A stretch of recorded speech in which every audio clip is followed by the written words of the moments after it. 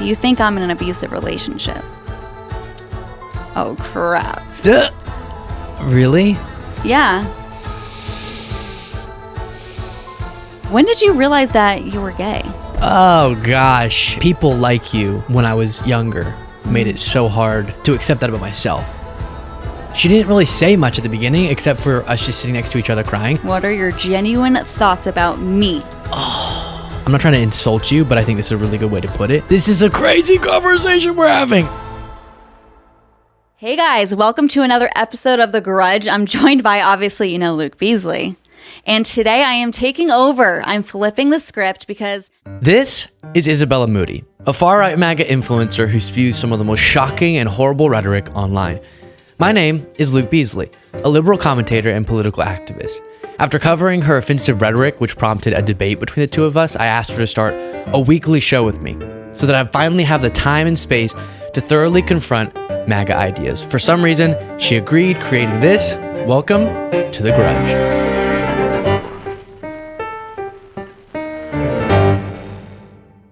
And it's not going to be a very defensive, crazy political debate type of episode. I just want to get to know Luke personally, and I'm going to ask him some very personal questions that you guys are going to have to wait until the later half of this episode because I got to warm him up with just some basic political questions. How are you feeling today, Luke? I'm feeling good. You feel good? Yeah. Are you excited? Are you nervous? Yeah, so I didn't realize about this until just now that I find a lot of comfort in controlling the structure of the show. Mm-hmm. And so I feel very uncomfortable that, as she mentioned, today's format, because since we started, really, I prepped a bunch of stuff and then we'd sit down and then I'd be like, here's this. And in a lot of settings, that was me confronting you, but even in other things, it was just random stuff, but I was the one who kind of set it up. And so we decided this time we'd change it, the opposite. And it sounds like you don't have any dirt you've dug up on me that you want to confront, but instead just questions. So I'm interested to know what they are, but we'll see. Yeah, I think it will be fun. And it's funny that you say that you're uncomfortable with this scenario because as am I. I kind of don't like coming up with it. I like coming up with episode ideas, but having to take control, I'm like nervous about the tech issues. I'm like controlling the tech, and hopefully I make this fun. But yeah, I wasn't trying to get into a crazy debative, or is that even a word? Debative is not. Combative, though. Combative and debative. I just made it a word, so episode. So I think it will be fun. And starting off, I'm sure you saw this, comedian Whitney Cummings on the CNN Ball Drop New Year's Eve episode, their New Year's Eve live stream. And I remember a while ago you told me, because I was telling you I don't find many female comedians funny because they always kind of have to resort to sexual jokes. And you said Whitney Cummings is one that you think is funny that doesn't do that. And I was actually pleasantly surprised to see her live on CNN where she kind of roasts Kamala Harris and the Democratic Party. Sorry, oh my gosh, I didn't even say the weird name that I always say. You didn't, and I'm proud of you for that. Thank you. But don't tempt me, there. Please. Okay. Anyways, let's just watch this, and I want to see your reaction. 2024 election fried our brains. The Democrats couldn't hold a primary because they were too busy holding a body upright. Are we still rolling? Am I off? Go for it. It was amazing that the pro-choice party didn't give their voters one when it came to the presidential candidate. Kamala was forced on us so hard you'd think she was patented by Pfizer or Moderna, whichever one's... Oh, God. Andy just gave me a very scary look. No! I love going around the country because you see that Americans really are more reasonable than they would be portrayed.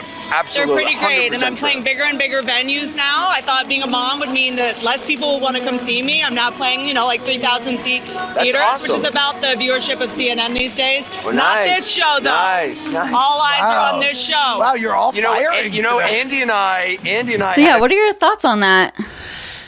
That seemed a little desperate. How so?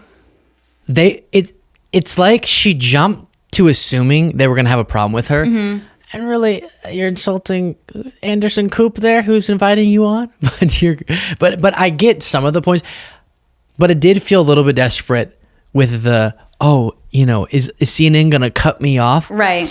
Oh, Andy, you're unhappy with me? When, number one, she's reading off a teleprompter, so clearly CNN was fine with it. And number two, I didn't see any face that Andy was making. And number three, you all act like CNN is the embodiment of liberalism, when they bend over backwards to not be perceived as too liberal, which then makes them be too biased in a conservative direction, which I know would be crazy for right-wingers to believe, but they covered constantly the Biden concerns around Biden's age. It was constant. And then post-debate, that's all they were covering, and not covering some of Trump's crazy stuff because of it. And so I think that was a little inaccurate. In terms of the Kamala choice part, but wait, let me say though, I'm fine with her expressing those positions. That's a really important thing is you're trying to listen to me and it's freaking me out. I'm just letting you talk. I want to hear your opinion. Very, very respectful. I told you I wasn't lying here. I'm letting him talk. I'm not trying to debate you. I was ready. I got not my being fist debative up. tonight, Luke. No debatedness. But yeah, it's fine for her to express that, and it would have been ideal to have a primary, true. But in the case where Biden did win the primary, and then people say there were issues with it, okay, fair, but he was going to be the nominee. That's what happens when parties have an incumbent president. They sort of just hand it to them, and you have some primaries, and he technically won those 14 million votes. But then if he were to choose to step off the ticket too late for another primary to be run, it makes sense that then it's just a battle for the delegates, which is what Harris did, which to me wasn't a violation of democratic principles, but just how the organizational rules go with the party system. So I think she's blowing that out of proportion, but very interesting that she would say that on CNN. Yeah, I mean, I think it was necessary. Like, I think it was supposed to be a roast, and she's trying to be funny here. But yeah, given That's a good point. Right. So given all that, what do you think the Democratic Party could improve on when it comes to the next election cycle or election cycles in the future, if any? Yeah, so definitely I do think changes should be made. I think a part of it is the natural evolution from one generation to another. Hopefully will help, because I do think some of the leaders in the Democratic Party who are of the next generation might be a little bit more in touch. They got into politics a little bit more recently with what will resonate with people. But it's probably a really long conversation to figure out the exact specifics of how we improve. I do think a big part of it's policy, and I think we need to be proud and more aggressive in advocating for popular, but sometimes pretty change-oriented policies. Don't feel like we have to always, they're going to call us too far left if we dare to advocate for this or that. But then also not allowing the branding of the Republican Party around social issues to prevail. I think that really worked. You saw with like trans commercials about trans issues apparently really helped Trump in the election, even as niche as that issue might be. And so having proper messaging where we're defending people, but also not coming off as irrational on those issues, and a bunch of other things that we probably could get into at a later date. But lots of changes. And I'm disappointed by some of the Democratic leaders' response to this election. I don't know if you saw, but Pod Save America interviewed the top campaign officials of Harris' campaign, and there was just a lot of denial that there could have been any improvements made, and that was frightening. Yeah, they were kind of, from my understanding, blaming the voter base and not really blaming at all the campaign. Like, the campaign ran so smoothly and there was nothing else that could be changed. And I feel like that's kind of, a little slap in the face to the voters. And they can't really admit their own fault. And for the future of the Democratic Party, do you see more of do you think the party should move into the more younger, more progressive side of the wing, or that wing, the progressive wing, or do you think the more moderate approach it will actually win? Because as we know, the more fringe areas of both parties win during primaries, but when it comes to general elections, obviously you want to move towards the middle. So where do you think is the Democratic Party going to be looking towards or looking at the younger voices and the more progressive voices versus the more establishment ones? I think it depends on the issues. One of the reasons I run away from a lot of labels on a political ideology other than just big ones like liberal, like that's just a really big umbrella, so I'm fine to associate with that. But as you get more specific, is because a lot of times different people define different sects of the Democratic Party or either side differently, and I don't like immediately being assumed to have certain views. So an example is the term progressive sometimes means progressive on policies that I absolutely agree with, and I'm like, yeah, that's me progressive for sure. And then sometimes it's leveraged by, especially right-wingers, to mean like the craziest social media they've social media video they've seen of some random college student who has some crazy social position, right? And so I think the Democratic Party does need to be more, I use the term aggressive because a lot of times they promise the things I want them to do. They just don't accomplish them all the time. Biden didn't accomplish a lot, but not everything I'd like. And so more progressive on especially economic policy, some structural things, but then making sure we really lean into, because this is the thing I think this last election taught us. Vice President Harris, in my opinion, is much more pro-working class, has better policies on all of that. Not perfect, but much better than Trump for sure. That's not what a lot of working class Americans perceived though. So how can we on social issues not compromise our values, but message more effectively so that people know what our values are, instead of perceiving us as crazy, as apparently a lot of people do, even though if you actually tune into Harris rallies, they were rather rational. But so that would answer your question. More aggressive on certain policies, meaning more progressive, but messaging such that, especially in the social part of this political discussion on social issues, we don't allow their culture war framings to work. Yeah, that makes sense. And I've found it personally very intriguing to see sort of this populist movement uprise on the left-wing side of politics, particularly with Anna Kasparian and Cenk Uygur.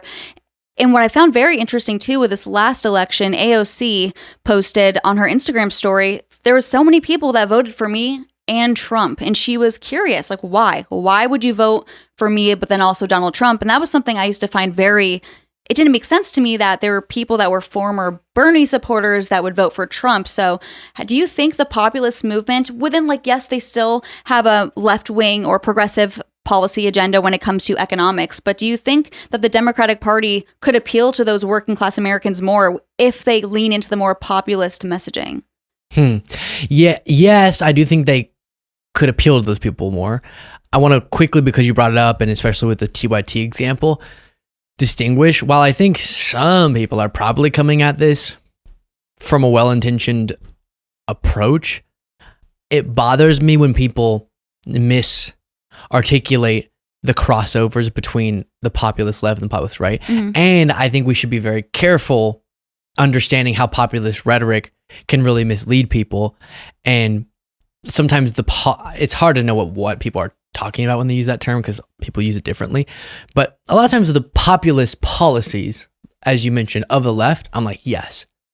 But then that gets leveraged for, as Trump did it, really harmful outcomes, like his anti-establishment approach, as I know Cenk Uygur has described it, or many others.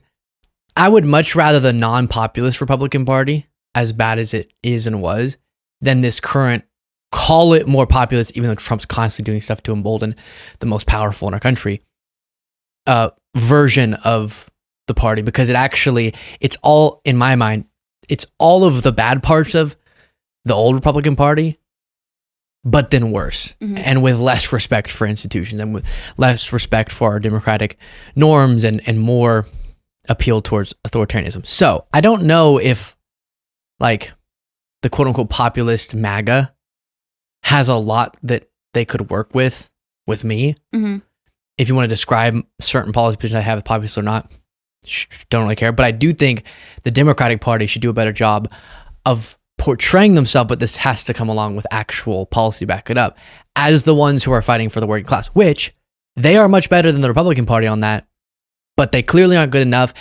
And they can't just say that they're better. They have to be so far superior in their pro-working class policies that it's an easy decision for voters. And that doesn't mean detaching from, this is tough because the system that we have, but we got to do reforms that allow for us to detach from how much special interests influence this, just the amount of money that's allowed in our system that maybe people could unite around. But accepting the premise that MAGA's opposition to people like the Cheneys or Mitch McConnell is just because they're anti-establishment is like, oh, anti-establishment could be because Trump doesn't like those people, because those people aren't as extreme as Trump is. Okay, and on the topic of uniting the parties, something that Cenk Uygur did say that he was not supportive of Trump over, but he's willing to talk to Trump about cutting military spending and cutting the cost of the Pentagon. What are some topics that you think, because you know the way our government works, you need bipartisan support to get some things done. Are there certain policy issues or things that could be done that you think is reasonable, that you would agree with, but that you think that would actually perhaps happen with both parties having support for that? You know, where could we unite on? I think on random things like banning congressional stock trading, there's been some bipartisan support for that. That could happen. I don't think the Pentagon example is going to happen under Trump. I know it's not. Let's see, other things. In a perfect world, maybe the y'alls of the world would be okay with implementing policies to restrict how much influence is able to be wielded by those who have the most amount of money in our political system. Maybe that. What about military spending? Like, do you? I know you're. That was Pentagon. No. Yeah. I don't think that's going to be something that Trump's or that MAGA is actually serious about addressing. All right. Well. And for someone on the left, while I'm sure there's inefficient and incorrect things being allocated in that spending, I'm not as just tear it all down, just take a huge chunk out of the spending, because I do find it important to have a really well-funded military. All right, well, let's move on. I don't want to do too much on the political stuff because I want to get into the juicier personal questions, but I do want to see your reaction to Kamala Harris. Oh my gosh, Kamala Harris certifying the election for Trump. Here she is, and having to certify the election for Donald Trump. Oh God. Speaker and members of Congress, pursuant to the Constitution and laws of the United States, the Senate and House of Representatives are meeting in joint session to verify the certificates and count the votes of the electors of the several states for President and Vice President of the United States. After ascertainment has been had that the certificates are authentic and correct in form, the tellers will count and make a list of the votes cast by the electors of the several states. The tellers on the part of the two houses will take their places at the clerk's desk. Thoughts? I did a segment about that and got, for a moment, relatively upset towards y'all. Towards you specifically. Really? No, just your side. Because, wait. Let me read this as an example. The person who posted this clip said Kamala Harris just gavelled a joint session to Congress to certify her own election laws. Now she has to listen to each and every state who cast their votes for President Trump. She deserves every second of this humiliation. Laughy face is what this brosif said. To me, the fact that all of you, and I know you didn't necessarily, I don't remember what you were doing back when the 2020, 2021 election lies were happening, but it's crazy to me that more people within MAGA don't have the humility or the integrity to see this and go, what did we do? We didn't give this to Democrats when they won.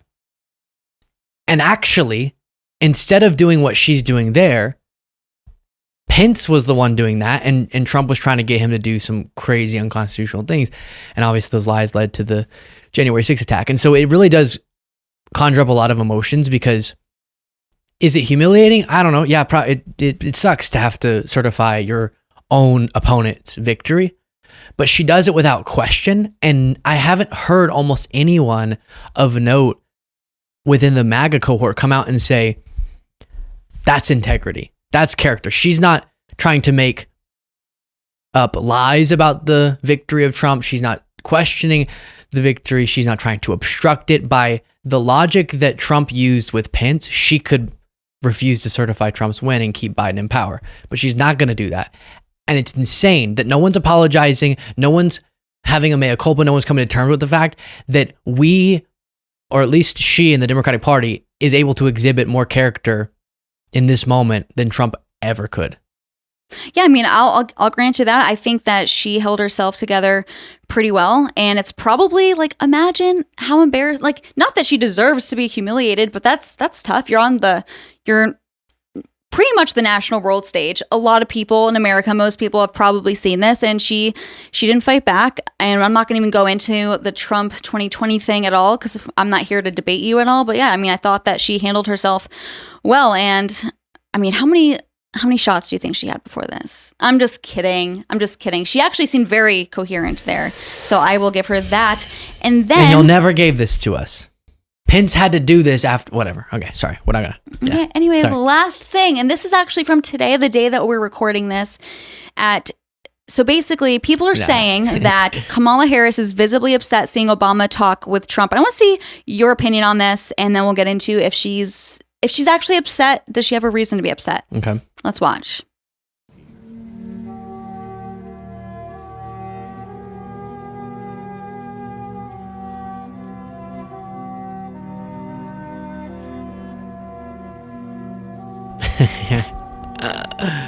Love it.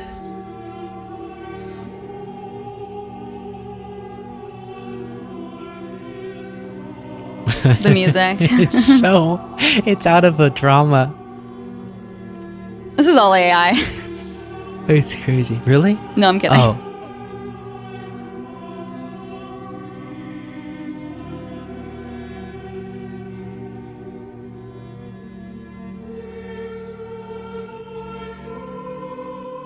What a posse.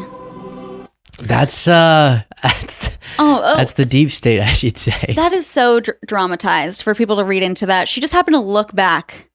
Oh, do you think she was mad? I kind of covered it that way too. Like when she looked back at Trump, it said so much. 'Cause she knew he was sitting there. Yeah. She made a conscious decision. All of these moments, they know they're on camera and they're making conscious decisions.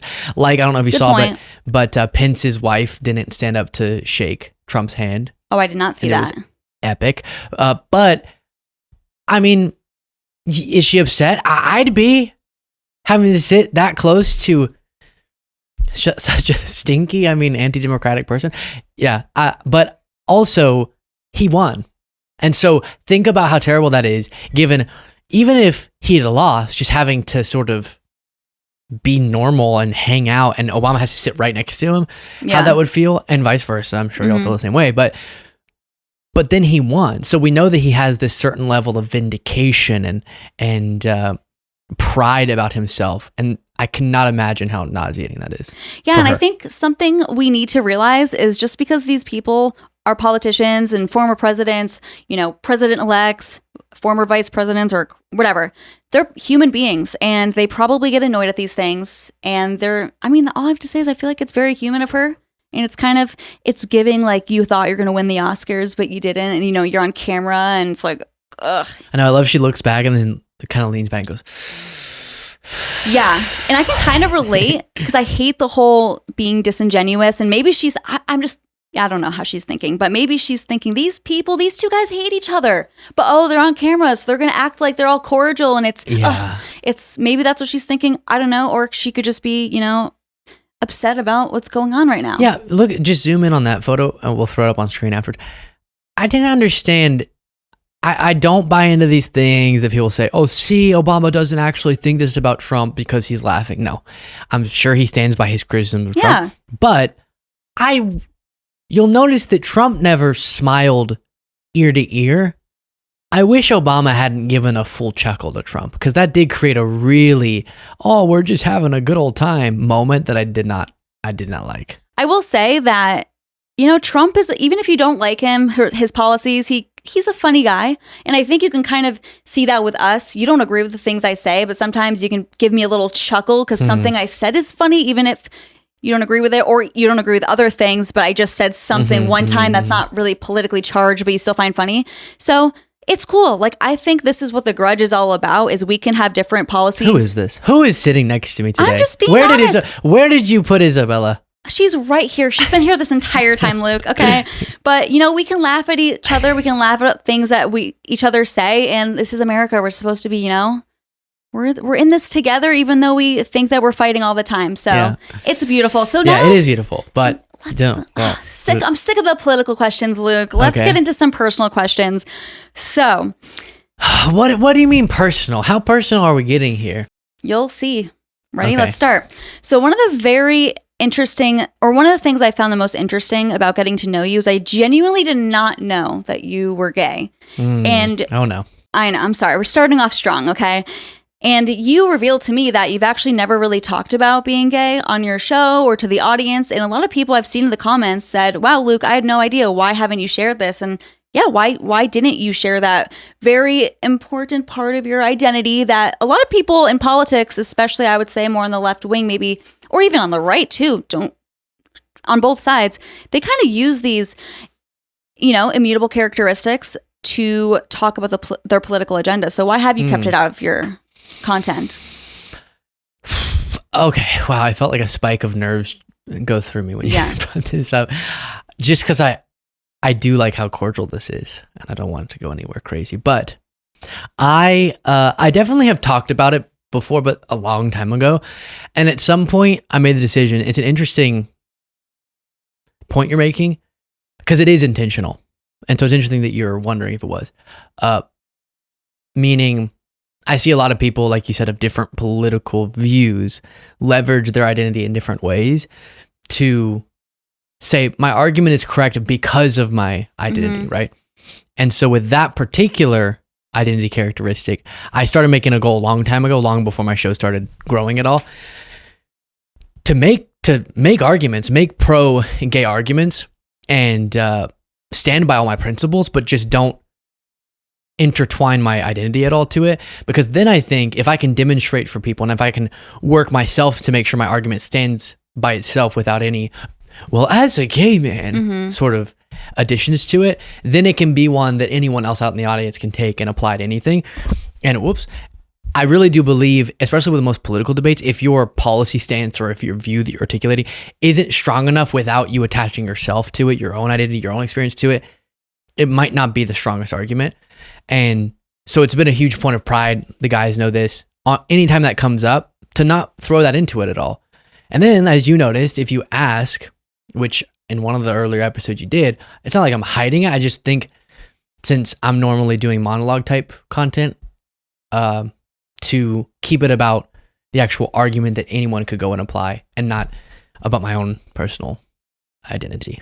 And personally, I think it does give you a lot more credibility where you're not just saying, oh, I'm this, so now I can speak on this, because that's something I think that people on the left and right, some sects of them, they're kind of sick of this idea that you can only speak on this topic because you're this, or you are part of this identity group. And I think that we are moving. I know there's a lot of identity politics going on, especially within the past few years, but I really do think there's a lot of people that are getting really sick of it and being told they're not allowed to have a certain opinion because they're not this. So I do respect that about you. And so this is a very interesting question I want to ask you, because it's something that I've experienced on the right wing side of politics. Have you ever experienced in this business on your side of politics betrayals or anyone that was two-faced? Two-faced, yes. Too many people are two-faced. Betrayals. Yeah. Oh gosh, you have to. Okay, you have to be honest. Tell me. Okay. He's getting uncomfortable. You can I see am this. Uncomfortable. I need to stop shifting my chair. He's okay. like I'm shrinking a little bit. Get that stature back. Yes. So I can tell this makes you uncomfortable. It makes me uncomfortable. The thing that comes to mind, I'm not going to say specifics. I'll try to keep it vague, but it was in a work situation.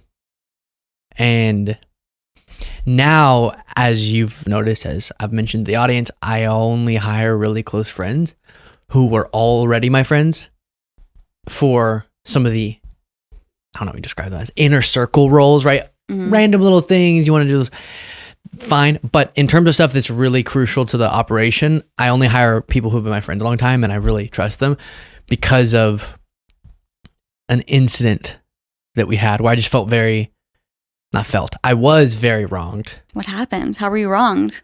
Listen, there's been incidents that I've been wronged in my life, but we're talking about you. So what happened? Give us the tea, Luke. I was misled and lied to. And then misled and lied to about what specifically? Stuff that I won't tell you. Just only because, this is so dramatic. The only reason is because I would never want to expose the person. That's not my Yeah. intention. Just, it really hurt us feeling like we were used and exploited and manipulated for this person's gain. Mm. And that's just not how we operate. We all have a really trusting, I'd give my phone, open the password, here's my bank account, here's everything, like you, to every person who works for the show.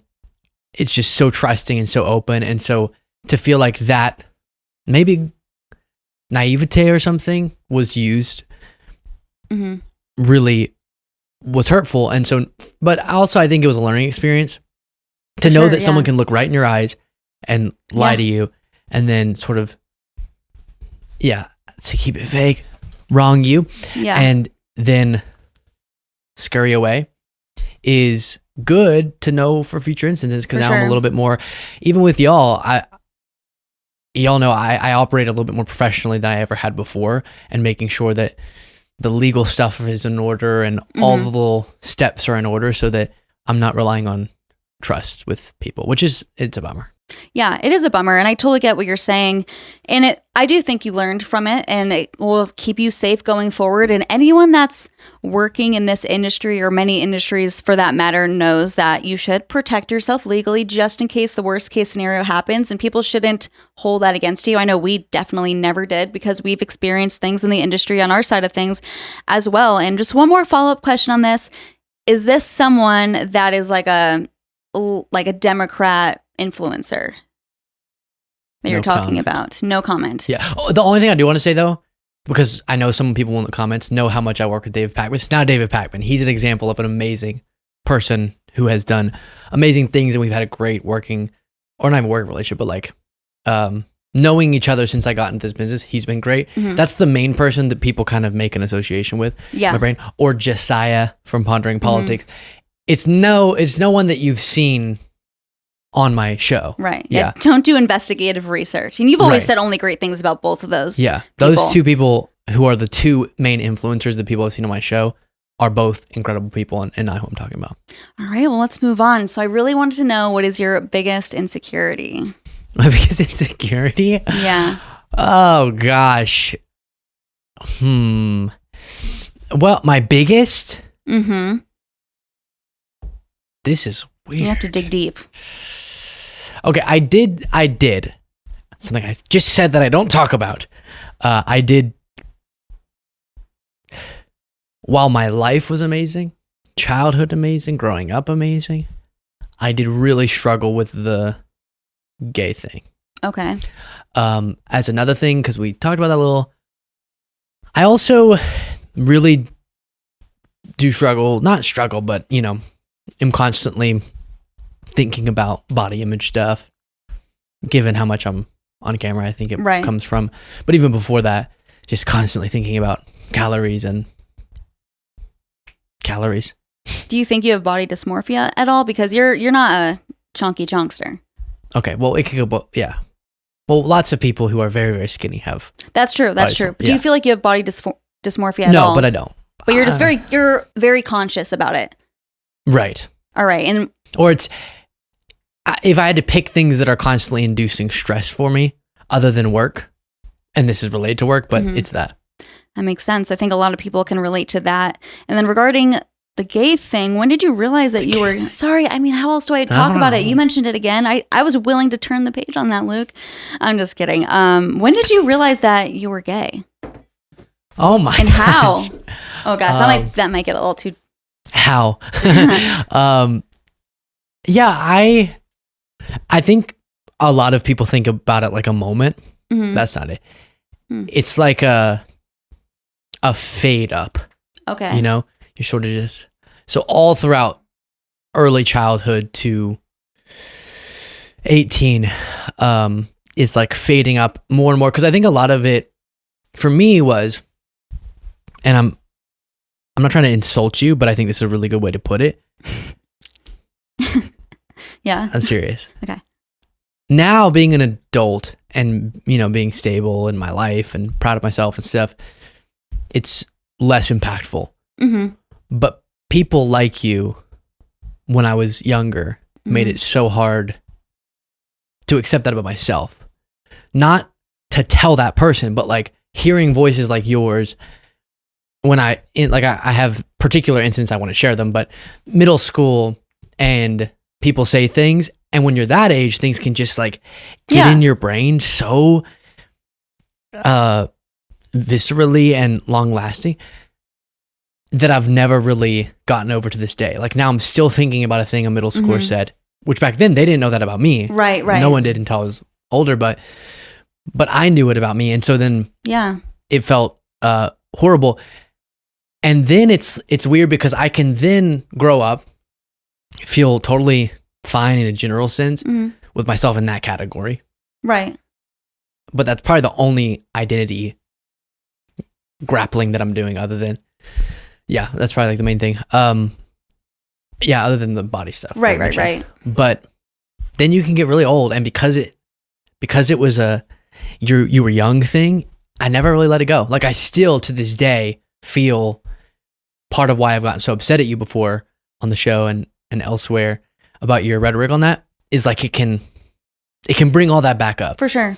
And so because of that, it took me a long time not to share with anyone. That is one part of it, but more importantly, to even ever say it in my own head. Right. Like I am, to this day, I'm honestly a little comfortable saying it. Yeah. Which is whack. Really, really whack.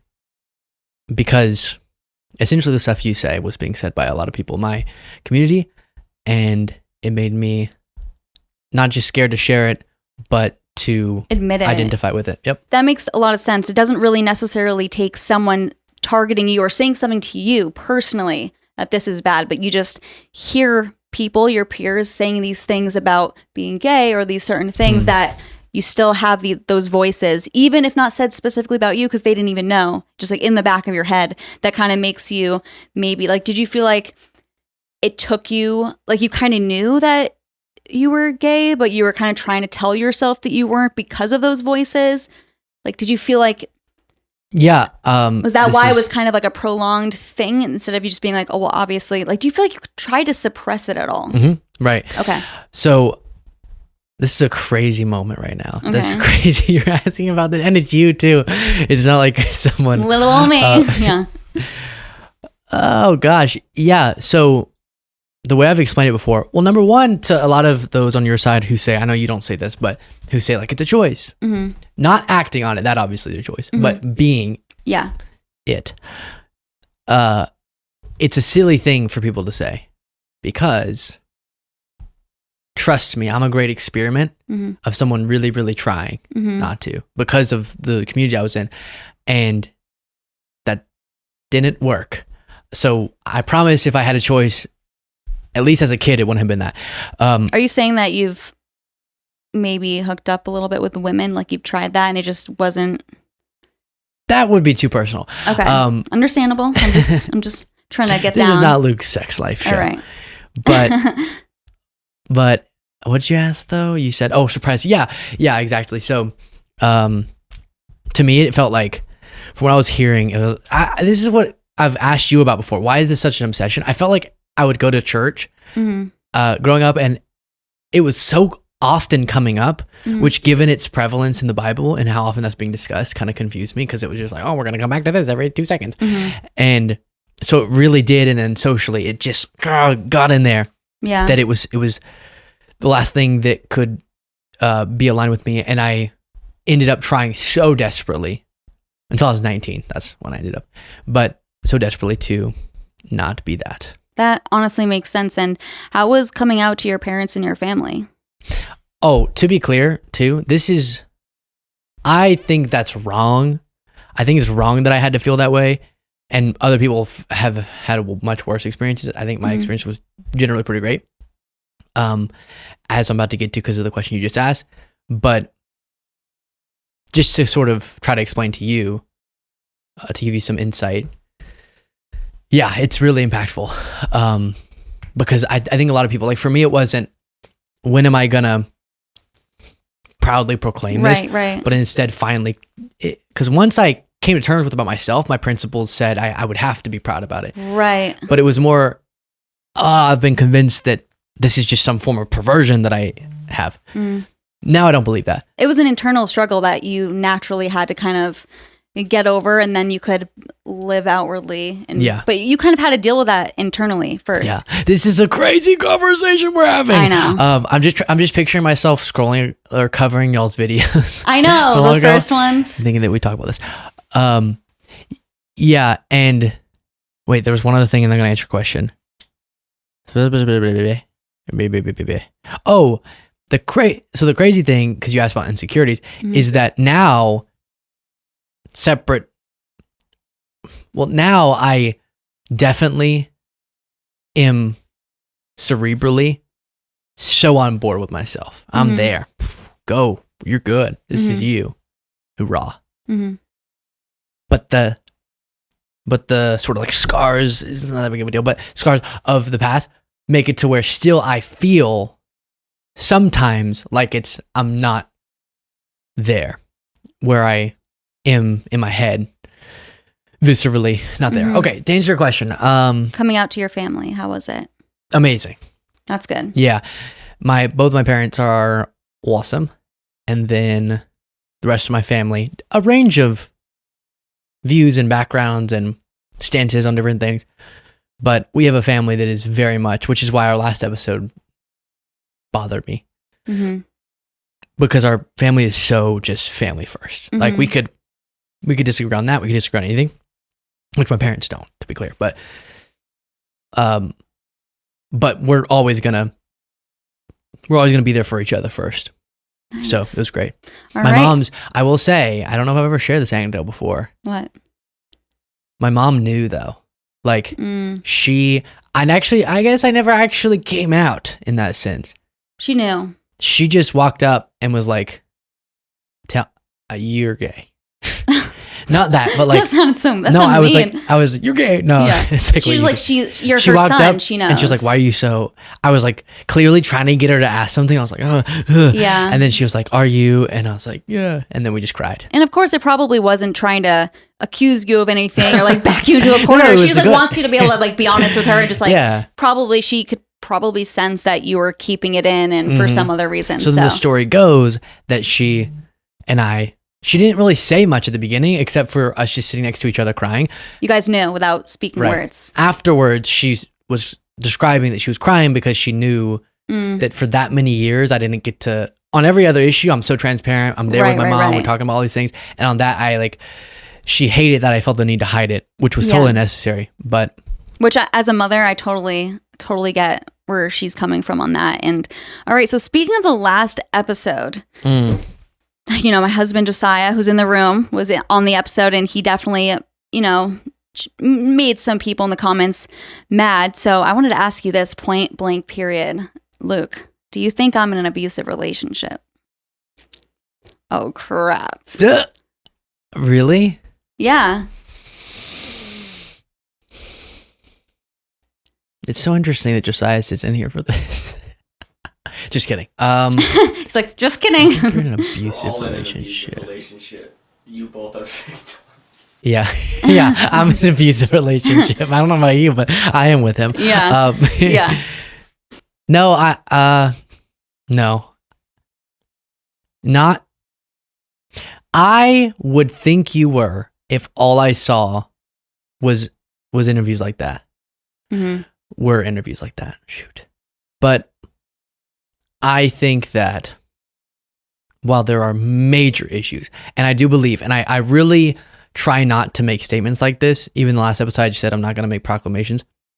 I do believe at some point, and I'll put it this way, instead of just saying you, I'll say both of you will come to the realization that for the long-lasting, happy relationship that you want to have, you would need to take a little bit more of an equal approach where you have an equal amount of respect for each other and care for each other's emotional struggles and all that. I do think that transformation needs to happen and will ultimately happen. But no, I don't think you're in an abusive relationship, because I think right now you think that this is the arrangement you want and you're knowingly choosing it. You're not like coerced into it, but you're independently wanting to do this. And he's not physically or verbally abusive from what I have observed. Very true. I want to put that out there. So thank you, by the way, Luke, for being so vulnerable in this episode. I know you get uncomfortable about talking about yourself, which, by the way, I can totally relate with you on because I do too. I like freeze up and tense up. So I get that. And the last question I wanted to ask you, Luke, what are your genuine thoughts about me? This girl right here. You're it doesn't right. need to be political. You know what? It is harder to be in your seat normally. This Yeah, you're like, damn. brutal. Gosh, normally I know what the stuff I'm going to bring up. What do I think of you? I think you say, let me start with this, okay? Let's go from outward to inward, like public to private. Love it. I think you genuinely, sometimes I have to go remind myself just to make sure I'm properly contextualized in my own brain. I think you've genuinely said some terrible things. Mm-hmm. But I am heartened by the fact that you're seemingly rapidly growing, and that's given me hope for you and for just people in general. And at risk of upsetting somebody, as crazy as this sounds, because of the things you do say, I think somewhere in there, there's a good heart. Thank you so much, Luke. Mm-hmm. Why he's like, Because it's crazy. No, I know, that's not, yeah, that's not what like people see mostly. Well, you're letting more of it through, but like even just in the times in between us recording this and our communications, I think you are grappling with a situation where your husband's abusive. No. Take it back. where you kind of pigeonhole yourself into this type of content and type of portrayal of who you are that then you genuinely have an identity association with. So it's not like you're faking it. You genuinely feel like you're associated with that, but it's not really who you are or who you need to be. And when I see how you treat people, like even just our crew or myself, when it has nothing to do with the show, I believe that ultimately what the audience will see that I've seen before is that there is a thoughtful person with a good heart. And I think thank you, by the way, for saying that. And I think that's really the whole idea of this show. We have political disagreements, but we can still sit in a room and talk. And even like I've said on past episodes, I would kind of just shut down conversations with people that would get triggered by certain, words, this sort of like rage baiting words, or if you disagreed with me, whatever, I don't need to hang out with you, stupid stuff. And that's what's been enjoyable about this is we can put the political differences aside and maybe learn from each other a little bit. I know I'm definitely learning from this podcast and still enjoy each other's company and record some good videos together. So thank you so much for opening up today. I know that was really, really difficult. Yes. Thank you for making me open up. Yep. And that's the latest episode of The Grudge. There Thanks it for is. watching.